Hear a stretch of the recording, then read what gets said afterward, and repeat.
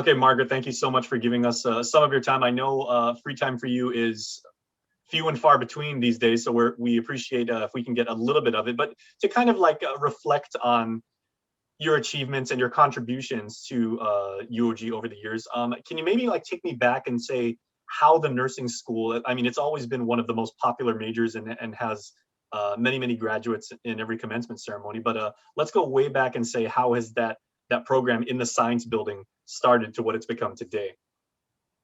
Right. Okay. Thank you. And thanks for having me. I really appreciate it. And thanks Sure. also, for highlighting your alma mater during Charter Week. I got the easiest Um, job in the world. well, so I came back to Guam in 2000. So I started at UOG 2001 part-time and then 2002 full-time. So I have seen a lot of changes in the School of Health now, right? We're in the health science building, and we've changed our name 3 times since I've been here. But the nursing program, I think, has grown quite a bit. It's always been a very good program, I feel. But I know that we've matured a lot. We were able to get accreditation before I got here. But we've been able to improve at every accreditation cycle.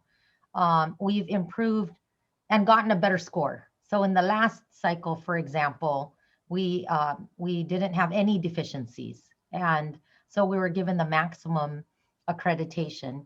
And so that was an improvement. In fact, historically, if you look back at all of our accreditations, we can even map out, what our deficiencies were, and how we've decreased or we've improved, right? And gotten to this point where we were able to get reaccredited for the maximum time period allowable. But also, you've seen just in the last maybe, I don't know, maybe 8 years, you've seen a real improvement, a steady improvement in our NCLEX pass rate. And that's a National Council licensing exam for registered nurses. And of course, on Guam, if we take the NCLEX, it's the same test for all of the US. So that's really the gold standard beyond accreditation, because while you may have a wonderful program, if your students can't get their nursing license, then what is the meaning of your degree, right? And so in order to really be able to produce nurses for the community that can get a job and be employed, right? You have to do both. You have to have an excellent program, but you have to be able to make sure they can pass that licensing exam. How has the nursing program changed over the years? And like with modern medical techniques or scientific discoveries. I mean, the fundamentals of compassion obviously like won't change from from year to year. They won't change that quickly and everything like that. But what does the modern day nurse have to have as far as their skill set heading into a hospital environment, a clinical environment, and even like like military medicine? Right. Okay. Great question. Great question. And I believe this applies to not just nursing and not just healthcare, but it can apply in many different occupations. What we see, and I was a nurse, I graduated in 1983 from high school. So I went to UH. And back then, that was when HIV/AIDS was first discovered, right? And so we So were working with AIDS you're always a patients. rainbow wahine, even though you're a Triton right now. Yes, exactly. But there throughout time, right? There are so many new discoveries and bringing us all the way up to our current pandemic situation. And so I think for us, what's at the heart of it, beyond the caring, of course, right? The caring and the commitment to helping people, is that you have to have critical thinking, because there's always going to be a new discovery, right? Like this new vaccine, which is so wonderful. So what we really try to instill in our graduates is critical thinking skills.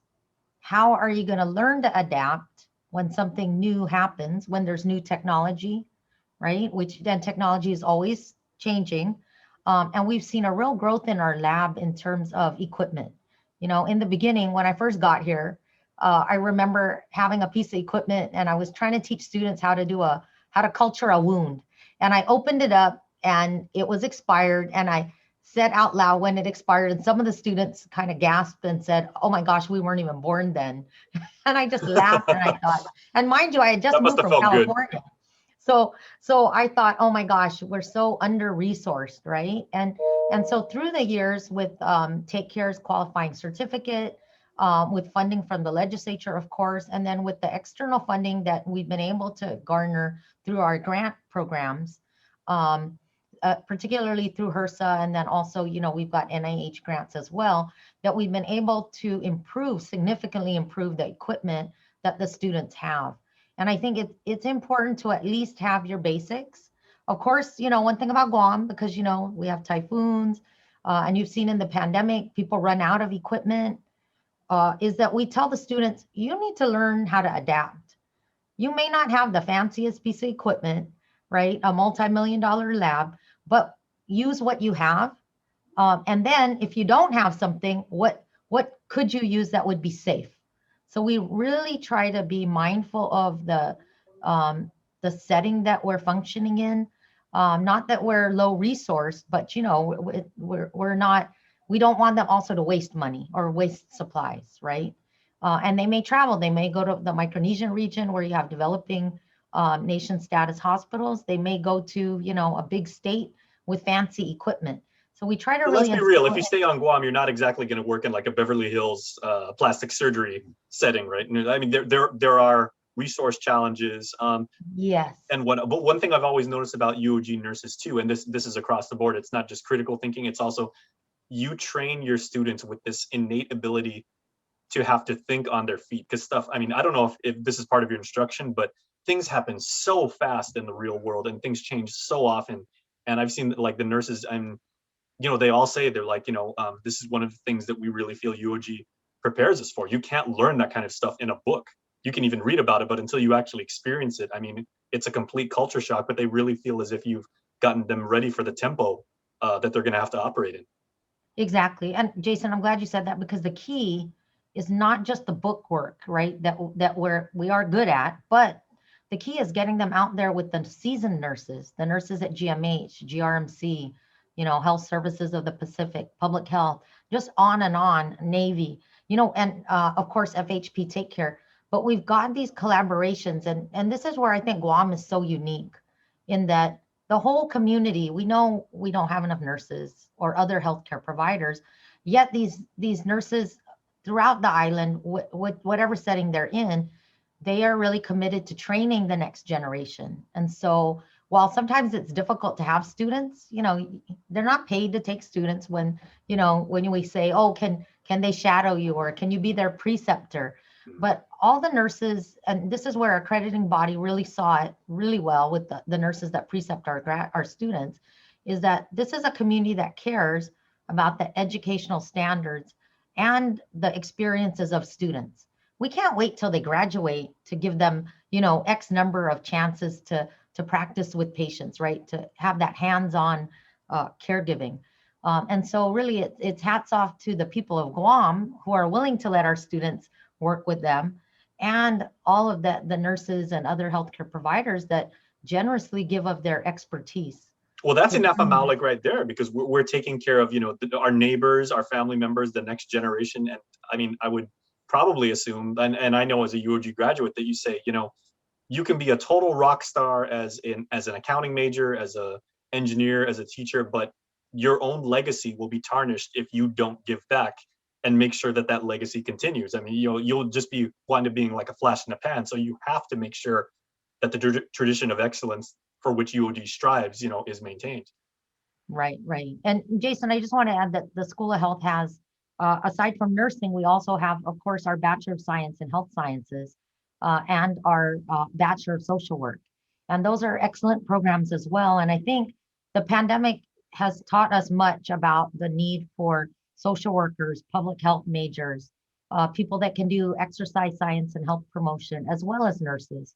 So I'm really very proud of the school in that we've been able to mobilize our faculty and our students in all three disciplines to assist in the pandemic. And I think that as far as UOG's ability to give back to the community, right, and be an integral part of the community, I think for me makes me feel very proud, to be the dean and to work for UOG.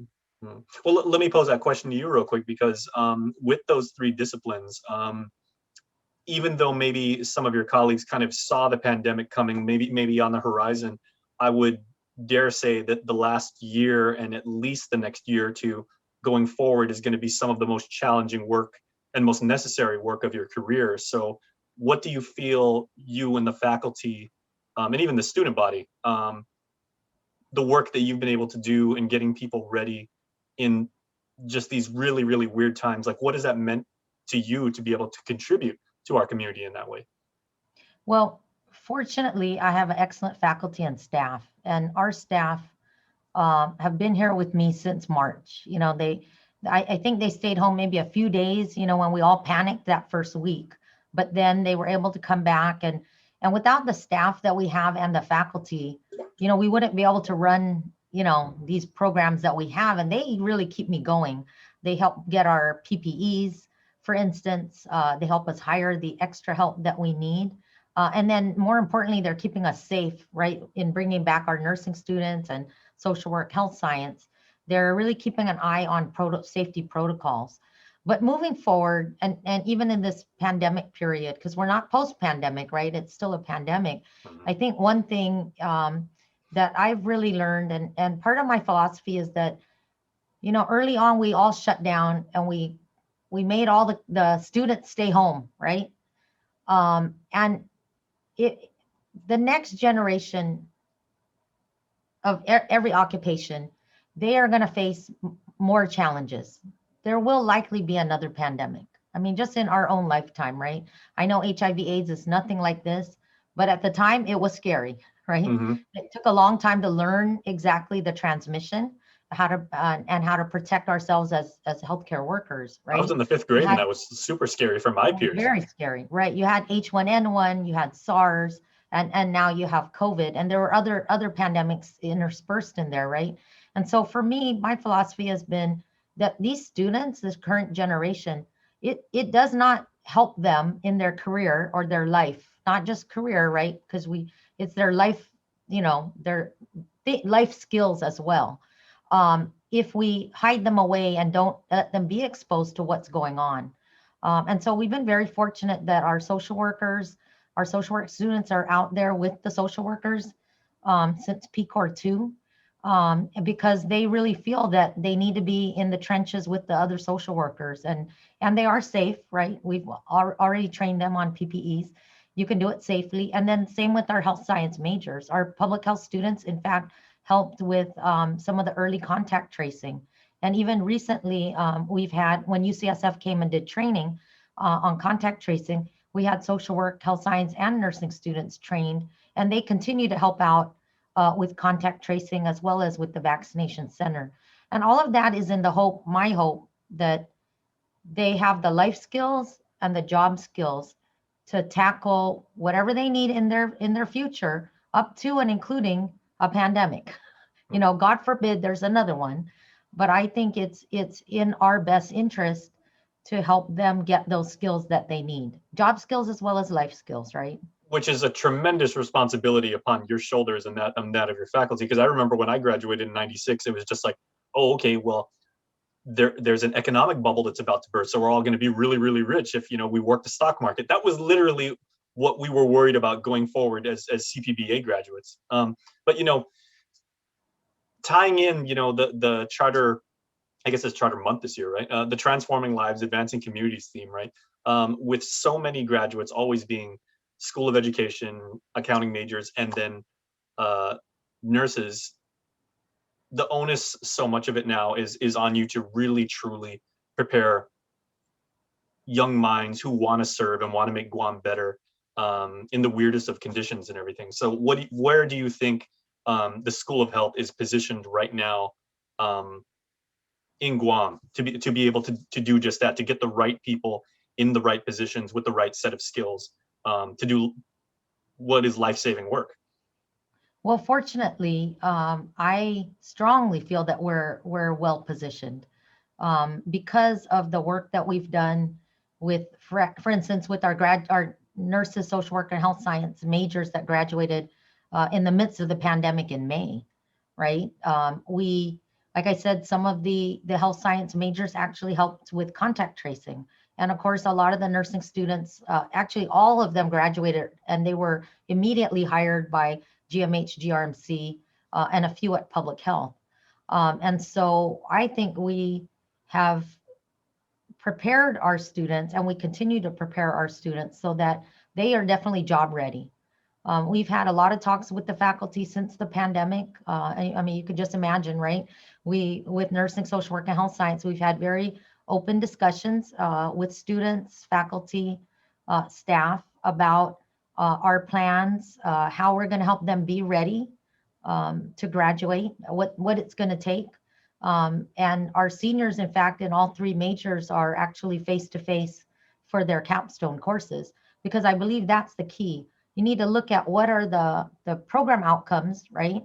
And which also tie in with the university's outcomes, and decide, we had to decide how could we meet their learning needs safely in this pandemic situation. And so we were able to plan. It took a lot of planning, of course, and a lot of pilot testing, but the students are all out face to face, and they're doing very well, and they're reporting, that they are learning what they need to learn to be able to get a job. We've added things such as UCSF's online contact tracing training. We have COVID training as well that we've provided to all the majors, in addition to of course, their standard curriculum. And things like stress reduction, or how to handle stress, right, is very important, particularly with our social work, well, all the majors, social work, nursing, and health science. So we've really taken this holistic view, and also understanding, right, the pandemic situation, and that this is what they're being pushed out into, and tried to make them experience their last semester as realistically and safely as they can, so that they are ready. So I feel that we're well positioned to meet the challenge, because we have a great team, and because the island, I mean, gosh, Jason, when we need help with anything, all we have to do is ask, and, the leadership will help, the nurses will help, social workers will help. Time and time again over this last year, we've seen that the healthcare and social services community can band together if we have a common goal, whether it's beating this pandemic, helping our patients at GMH or GRMC, even our licensing board, right? I've just really seen in the last year such an excellent collaboration, because we know the situation we're in. I mean, it's a scary time, and we want to give everyone the tools so that they can make the island better, and they can carry on all of our jobs, right? We're not going to be here forever. And so we need to make sure that there are people that can take over and do as good a job as possible. Well, real quick, final question. What is down the road? What does the future hold for the School of Health in terms of maybe expansion, or maybe do you possibly see like a PhD program? Because you can get a master's in social work now, right? There's a master's program? Yes. Well, we don't have a master's program in social work, but we have a MOU, an agreement with UH. And so it's wonderful. Oh, that's what I was thinking. Okay. Yes, advanced standing in the UH social work program. That's been great. Wonderful capacity building. Yeah. Do you see more disciplines underneath like the health academic umbrella, like coming online maybe in the next few years? Or? Well, I think one thing that we have been slowly doing, which we need to continue, is looking at other aspects of the workforce, like nursing assistants, caregivers, and seeing what are the other disciplines that we can help strengthen. We've got great relationships with DOL, and of course GCC, and I think there's such a need in many disciplines in health, allied health, not just nursing, that I feel that we can expand our footprint and help, provide some expertise to help stabilize the healthcare workforce. All right, outstanding, well done. And let me stop.